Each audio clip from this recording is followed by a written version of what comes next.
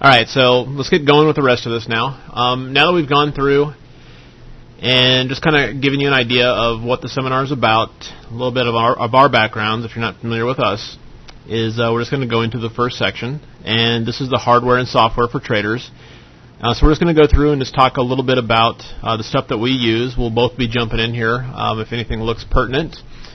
And again, if you guys have any questions on this, especially if you have your own equipment, or if you're wondering if you're about to buy some stuff and you're wondering, this is a great place to ask that, because you want to have a good, this is all about getting a good technical foundation from which to operate. If you don't have good tools, you're going to be at a disadvantage. So you definitely want to be able to know to have the right tools for that.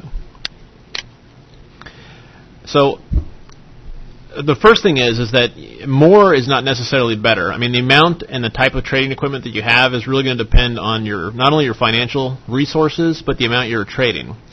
One of the common causes of failure I see in new traders is what I call just information overload. If you've got too much data coming in, you know, if you've got 20 monitors and 3 TVs, and what's going to happen is that you're going to have all this data coming in that you get kind of analysis paralysis, and you're not going to be able to make any trading decisions.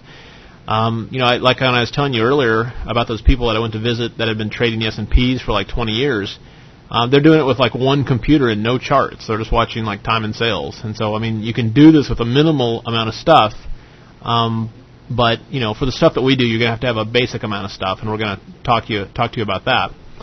For myself, I mean, I do trade a variety of markets and a variety of time frames, so I personally do have quite a bit of equipment, but I also have other people that are helping me watch it and stuff like that too. One of the things that I think is very important is your brokerage execution platform. There are a ton of choices out there for brokers, and it doesn't really matter who you clear through, as long as you feel comfortable with them. But the main thing is that you want to have features. There are features out there that you have to have. One, they have got to pick up the phone. Yeah. The main thing you got to have is if you have a trade that goes bad, you've got to have the ability to call your broker, and he must be able to pick up the phone. I mean, you don't want to just be clearing through any electronic FCM, futures clearing merchant, introducing broker. If you have a trade that goes bad because a system goes down or your computer goes down, you've got to have them on speed dial in order to pick them up, and so that they can get you out and just say, you know, account 71352 liquidate. And then also after that, you also want to have your introducing broker or your FCM. You want to have a hotline straight to the trade desk and have your account number written down too, just in case something bad does happen. Yeah, no, that's totally true, because it's like what'll happen is that, you know, there's a lot of really, you know, the cheapo brokers out there, which are great. You know, they have great executions and stuff like that, but it's the one day that they go down or your computer crashes and you can't get them on the phone, and your position goes against you by 100 Dow points or 10 S&P points. I mean, all the money that you just saved in commissions is gone. So we always just talk about, you know, just wanting to use a broker that has good rates, but also is that somebody's there to pick up the phone. And then finally, that you've got an execution platform that is basically built for today's trading, because there's a lot of brokers out there that have, and since this is being recorded, if you know, we don't really want to name names, but there's a lot of brokers out there that have a lot of name recognition that don't necessarily have the best technology. So it's just important to know that. So one of the most important things, that if you don't have a system that automatically does order cancels order, you are at a disadvantage. And I'll talk about that here in a second. This will say the whole idea on this is that you want to save time not only from manually entering in keystrokes, because if you have to do a lot of keystrokes, you've got more chance for error. So if you've got to do like, you know, you're right, totally. It's like if you've got to do like 7 or 8 keystrokes to, like, you know, put your stop in and put your target, and then if your target's hit, you got to go back in and cancel your order. You're just setting yourself up for errors, and errors lead to losses. And so, you know, you just got way entirely too much more important stuff to look at, to have to worry about order execution and going, okay, did I hit F1 for buy, F3 for sell? Have I got my stop in place? Have I got my trailing stop running? So the best thing is you got to have something that's lightning fast execution if you're scalping. And then if you're not scalping, if you're going to do more of a an intraday type setup. You want it to place your stop and your target for you and just do everything for you. You don't want to be dicking around with 14 type of execution entries when you're sitting there trying to trade. Exactly. You definitely don't want to be dicking around. So one of the platforms that we use is called, and we use a couple of different platforms, but this is one that we like. You can get this through a lot of different brokers. It's just called Strategy Runner. And this is an example of one of the platforms out there that will do all this stuff for you. And what happens here, as you can see, is if you go in and you place an order, actually I'll show you the second slide because it'll show you what that looks like, is what will happen is that you'll have a window come up, and you can sit there and say, okay, I'm gonna get in, I'm gonna go ahead and place a market order here. But when I'm placing that market order, what's happening is that it's automatically going to place my profit target. It's automatically going to place my stop loss, and then if I want to do an auto trailing stop, it'll do that too. And then what happens is when I hit buy to get in, I'll have a position here automatically, and then you'll see over here that you'll have your target in place here, your stop in place here. The two orders are placed automatically. You don't have to do anything. And if your target is hit, let's say that your target is hit right here, then your stop loss that's down here will automatically cancel. So you don't have to go in there and manually do anything. So basically, once you get into the trade, all these tools will babysit your position for you. And why is this important? Because it helps to prevent common trading mistakes. And if you have your parameters done in advance, and you have this technology that can help you do it, it will prevent mistakes, and it will help you make money. So that's kind of what we're talking about with stuff like that. There's also other platforms out there. One that's real good and that we've been using is called TradeMaven. It's very similar to Strategy Runner and also has ability to do, and Strategy Runner can do this too, but basically when you place an order, if you've got multiple targets, if you want to if you're long the mini Dow and you want to sell the first half at 10 and then the second half at 20, it'll automatically place those orders for you as well. So there's technology out there that can really help a trader and help take away that indecision that can happen once you're in a trade. Every trader has 100% conviction before they get into a trade. Once they get into a trade, that conviction is going to disappear because you've got real money on the line. So you're going to be able to start talking yourself into anything.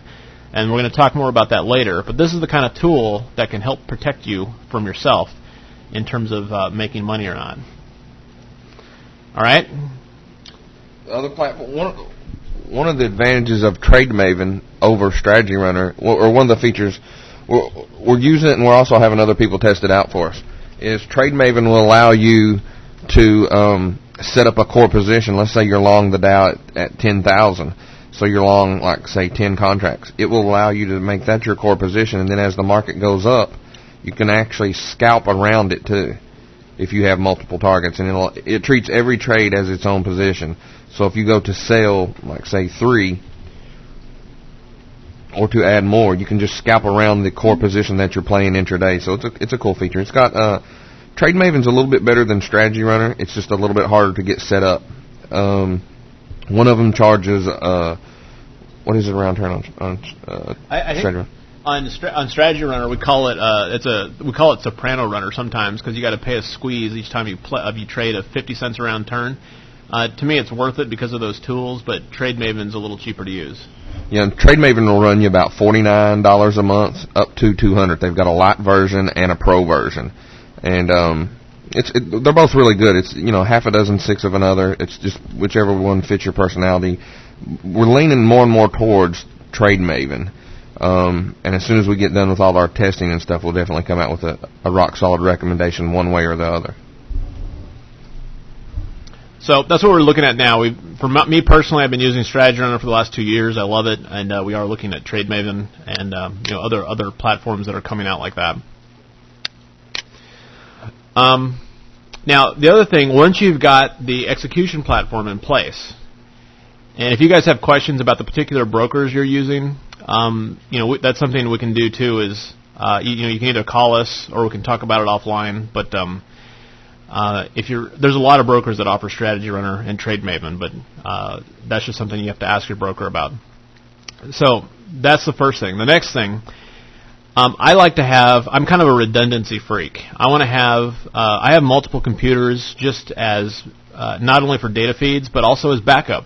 If my power goes out, I don't want to be stuck in a trade, and I don't want to be stuck, trapped in something. So I'll have one computer, which is a laptop, which is plugged in and fully charged at all times on a phone line. Because what will happen then is if, say you get a brownout, where all the electricity goes out in your building, if you've got a laptop on a battery and a phone line, you can still get online and execute trades or and do stuff like that.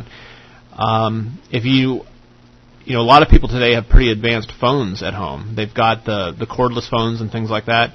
If you've got a brownout or a blackout, those phones go dead. So you need to have one of those cheap $20 phones that are the wall phones that you just pop right in there. Those will still work during a brownout. It's also important to have battery backups on your computers. You can get, even if it's just 5 or 10 minutes of power, if you've got a brownout, you can at least shut down your computers and it won't destroy any data that you have. It's kind of funny because people will spend, $2,000 on a new computer, but they don't want to go spend $80 on a battery backup. This is all stuff that I guarantee it's going to happen to you at some point, so you might as well get prepared for it now and not have to go through all this stuff. And these are things that can happen that can lose you money, so you want to be prepared for that. So here's how I have my computer set up, and as you're looking at this stuff, you'll be able to kind of visualize what you're doing for your own trades. Basically, what I do is I've got one group of quad monitors, like right here in the middle. This is where I do my intraday trading. Okay, I've got all my intraday charts, which we'll talk about later, in my radar screen, and I kind of keep a focus on what's happening today. And you can see over here I have a separate computer where I'll just focus on, I can answer email, I can be on the internet. I don't want to have to use my email computer on the same one that I'm trading from.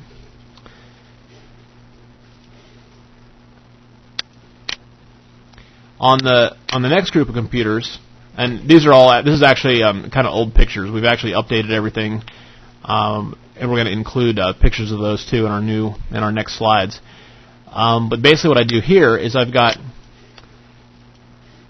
3 computers over here, 3 monitors that I just look at swing trading. So all this stuff is based on my swing trading in futures, swing trading in stocks, and swing trading in options. So I keep these separate by looking at separate monitors. Over here you can see there's Strategy Runner. That's where I do the trading execution for all those. And then down here you can see I've got my laptop, which is my backup. And so this way if I have a brownout, I'm good to go on the laptop. On my swing trades, I just focus on my swing trades, and then on my intraday trades, I'll just go ahead and focus on those. And then if you step back here and just take a look at this, you can see just kind of a command central here for those trades. And the setup for me works very well. These days, I've got these 4 computers are replaced by laptop. I upgraded these so they're replaced by flat screens. We've got a couple other computers because now in our office we've got people that come over and trade with us for a week at a time and stuff like that. So we've got new setups for them that they can use and trade. But overall, that's just kind of the basic setup that I use. On these particular computers, I'm using TradeStation. On these computers over here, and I'm using eSignal on these computers here. And those are just the 2 main data feeds that I use. There's other ones out there that are very good. Those just happen to be the ones that I use. And we're going to talk more about those later too. So the other thing that's important about your trading office, whether it's a home office or an office, is that you've got to set up your trading priorities. And the toughest challenge for people, the traders that I talk to, especially, because trading is a great business to do from home, is that you're going to have interruptions. And now, and by the way, any times that we talk about are basically East Coast time. So if you're on the West Coast, just translate those into West Coast time for yourself. But basically, the most important part of the trading day is generally between 9 o'clock and 11 o'clock a.m. Eastern time. or 6 to 8 o'clock on the West Coast. And if you've got interruptions from 9 to 11, it's going to impact your trading. And I let people know, my wife, my friends, my family, it's like, look, I like you guys. I love some of you. If you're calling me at 9:29 in the morning, I'm not going to answer the phone. If they're, knocking on my door or interrupting me at 9:29 in the morning, I'm just going to politely tell them that, I will talk to you later. And this is all stuff that I clearly communicate to them. If you don't clearly communicate it to them, they're not going to understand. This is, if you don't have your full concentration while you're trading, it's not going to work. And you just got to politely let them know that, you appreciate them as a person, but that's the most important part of your day, and that you just cannot have interruptions. What I'll do in the morning is in the trading room, I'll sit there and I'll just kind of talk about what I'm doing. But again, I'll sit there and I won't take phone calls and different things like that, and that way I can focus on the most important part of the day. Even my brokers know not to call me. They'll instant message me if they have like a routine question. In general, for interruptions, I really don't like watching anything that has commercials. Commercials I find very much a big interruption. So what I'll do with like CNBC is I like to watch it in the morning, pre-market. It shows, I can see across the ticker tape, are any stocks getting killed or any stocks rallying hard on earnings. I can, look at any economic data, what the CNBC financial analysts are trying to do that day. Are they trying to pump up the market, or are they trying to bring it down? And so it's a good way just to kind of get a good gist of what's going on. Generally, though, by 10 o'clock, 10:30, I just turn it off, because after that, they just start repeating the news all day long. And at that point, anything you hear on CNBC is going to be too late anyway to react to. You're going to be able to get into a move faster by focusing on the charts than you are by any news that's coming out on CNBC. So I find that's very important. Also, too, if you're a newer trader and you start watching, if you get caught up in watching CNBC, it's going to cause you to do impulse trades, and impulse trades are not going to work for you either. What I do after that is I personally I found that listening to music keeps me focused during the day, and I just listen to commercial-free music. You can get that on like a digital radio, or there's one that's called, I'll type it in here. The link is http radio.yahoo.com. That link, radio.yahoo.com, they have like 100 different stations on there. It's all commercial-free for like, $30 a year. So it's great. I pump it through my computers with some nice speakers, and, I can sit there and just not be bothered by commercials and focus on my trading. What I find that is during the afternoon, part of my daily trading routine is that, we always talk about the doldrums, and between about noon and 2 Eastern, it's generally a pretty quiet, choppy time, and I'll try to like go out and do something else. Whether it's going to the gym, going for a walk. I like to physically leave my trading office and go have lunch. Which means, especially if you're trading from home, you need to get out. And what happens is it clears your head, because it's generally an unimportant time of the day to trade, whereas the last hour and a half generally sets up one or two very important plays, and you want to come back with a clear head. And I found that really helps a lot. So that's part of my daily plan. And then part of the game plan and stuff like that, we're going to go over later exactly what I do with that. Okay? So that's basically the hardware and software portion of the seminar. Do you guys have any questions on that? Any questions on any data feeds that you're using, computers and stuff like that? If you guys ever have questions on how to upgrade and add multiple monitors or what stuff that you need, Hubert's an expert on hardware, and he can answer any questions that you have on that. Are you going to tell me what graphics cards and stuff like that you use, like that? Most people get a little iffy just because they're afraid to open up their computers and mess around with them, which that's fine. Some people are good at it. Some people, it kind of freaks them out. So, you can hire a little techie at like Best Buy, CompUSA, or just your local little tech geek to take care of you. Mainly what you want is you just want a multiple graphics card to where you can support more than one monitor at the same time. A good one is a Matrox 200 MMS. A Matrox 200 MMS. You can find them on eBay for about $125. They're really good. Matrox 200 MMS. And that one will support 4 monitors at one time. Me and John both use those type of cards. Retail, they're going to run you about like $400 to $600, but you can get them on eBay all day long for about $100, $125. And all you're doing is you're just taking out your graphics card, popping a new one in, installing the drivers, boom, you're set. It allows you to stretch your desktop from one card will support 4. Yes, it will. And you can actually have 4 of these cards in your actual PC, so you can support up to 16 monitors on one PC. Because they're PCI cards, not AGP. Okay? So that's one card I like and recommend. Yeah, Color Graphics is fine. I mean, Appian's good, Color Graphics good, NVIDIA's good, ATI's good. It's just the Matrix one, I like it. It's nice and cheap. It's $125. There's no sense in really going out and spending $600-800 on a graphics card when a $125 one will do it. And you got to face it. I mean, as a professional trader, you're not really playing games, so your graphics on your computer don't have to be really good. You're looking at mainly 2 colors, red and green.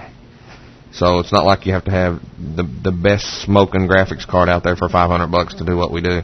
You just have to have it to where it supports multiple monitors. Other than that, backups. You have got to back up your hardware and your PCs, not just battery backups.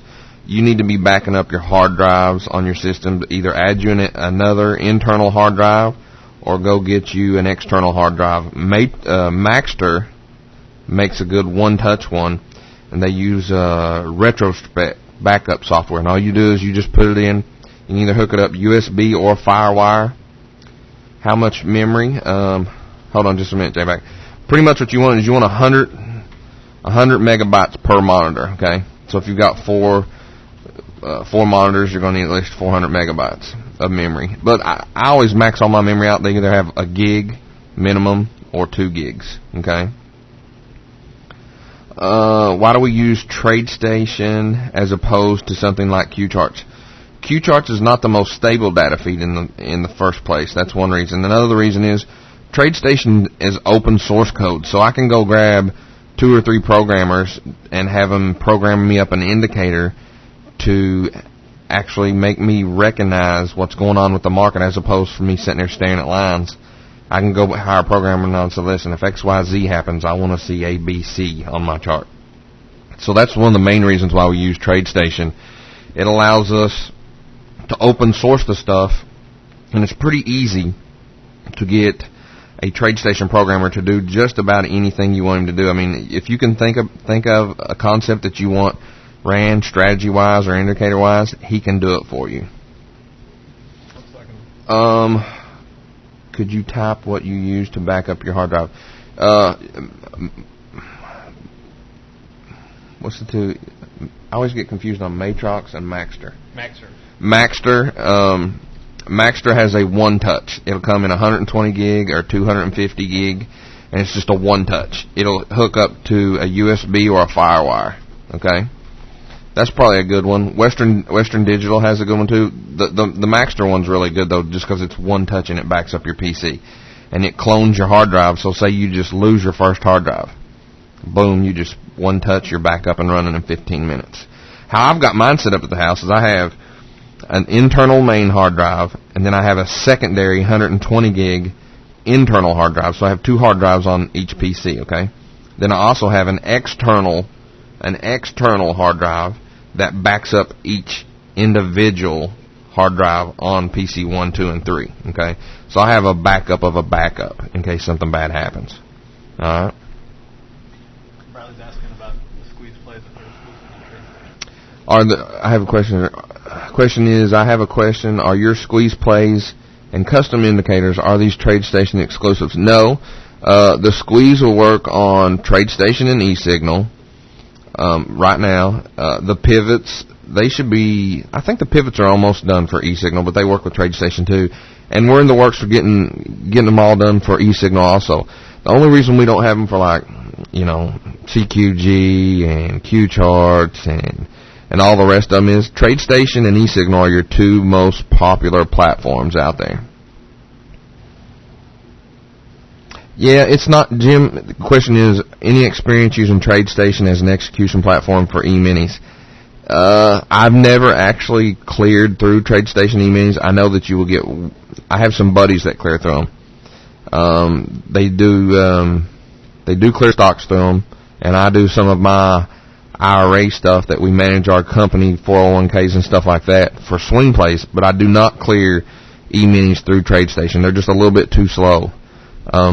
Execution-wise. Also, too, on TradeStation, what we found is, earlier we were talking about those things on Strategy Runner, all those different things that you can use. The TradeStation just doesn't have them, and so it's kind of an archaic execution platform. And again, the problem with them, too, that we've heard is that if they have a problem, what happens is it takes 20 minutes to get somebody on the phone. And me personally, that to me is absolutely not worth it. And if they can get that fixed and update it, great. I'd consider them. Right now, though, right now I don't. Yes, as far as brokers go, if you guys need any individual help with brokers, just send us an email to service@tradethemarkets.com. I love TradeStation's charts, and their data feed's pretty solid. It's just I don't really believe in clearing through them. But I field calls all the time on people. They'll be like, okay, what about XYZ broker? If they call me up, I just ask them, how long you been trading? How long you been trading? Do you want service, price, or execution? You're not going to get all three. And if you do, you're going to pay for it. Okay, so if you want the best execution in the world and you want service, you're going to have to pay up a little bit for it. It's a cost of doing business. And a lot of people bitch and moan about a data feed. It's $200, for God's sakes. Worst case scenario, it may be $300 or $400. It's a cost of doing business.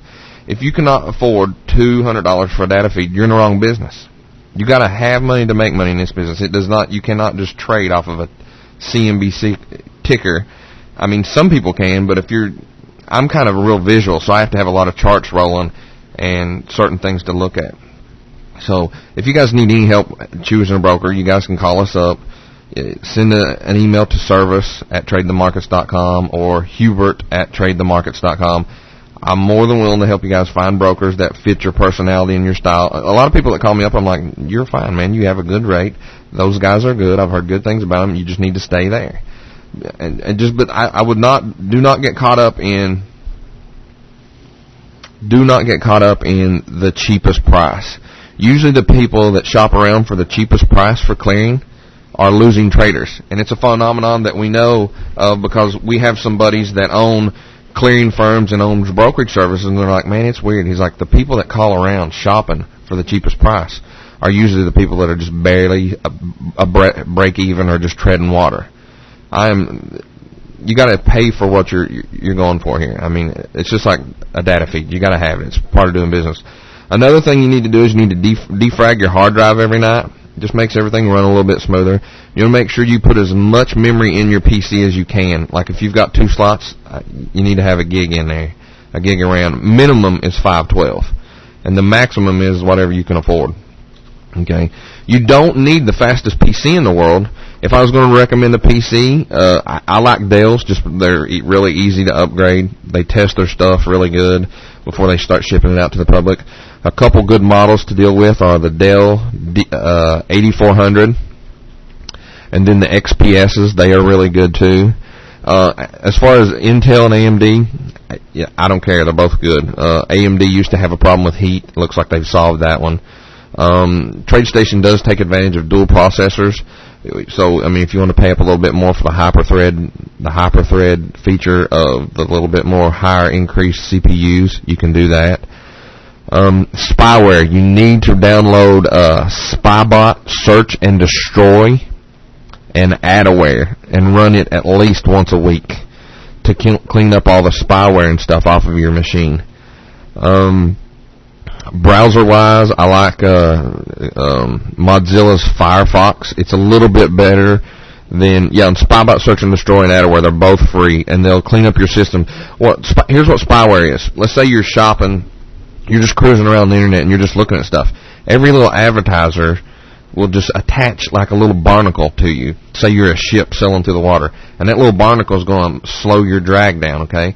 So let's say you're searching on Google, and then you go to CNBC, and then you go to Amazon, then you go to eBay. Everybody's attaching a little barnacle to the bottom of your hull, which is slowing you down, okay? Yeah, Spyware Info, really good site. They're really good for, like, hijack this in case somebody really hardcore hijacks your PC and you're loaded down with spyware. So that's the reason you need to get rid of your spyware. You're good. Let's see what else. Spyware, ScanDisk, backups. Wireless. I get this question a lot. Hey, do you trade wireless? Like, nah, you can do it, but I don't recommend it. I mean, the amount of money you're dealing with, if you get a packet loss, wireless is great for surfing the internet, but I don't really recommend trading off of it. It's just, it's like a cellular telephone call or a cordless phone. I mean, it's not the most secure thing in the world. Anybody else? Do you guys have any other tech issues I can help you with before we go on here?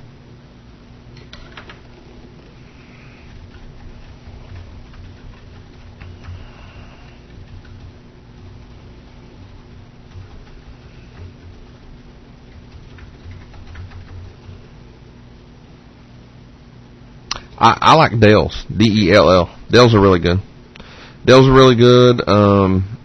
They're just so easy to upgrade. I mean, they pop open really easy. Their newer case design is like clamshell, so I mean, you can pop in a hard drive in like 10 or 15 minutes and be up and running. That's about it. I'm going to turn it back over to John here. And like I said, if you guys have any tech issues, you can feel free. You can call my cell phone, and you guys all have that. If not, would you get a wireless laptop? Yeah, I have no problems with wireless laptops. The model I recommend is the Dell D800. The Dell D800. I don't know that I would trade off of it, though. I mean, you can try it and see how it works out for you. It's just, I kind of like being hardwired. You can do it. So that's it. I'm going to turn it over to John, and we'll go on to the next subject here. All right, what I'm going to do right now is I'm just going to pause recording here for the archives and just create a new file, and then we'll get started here again in just about a minute or two.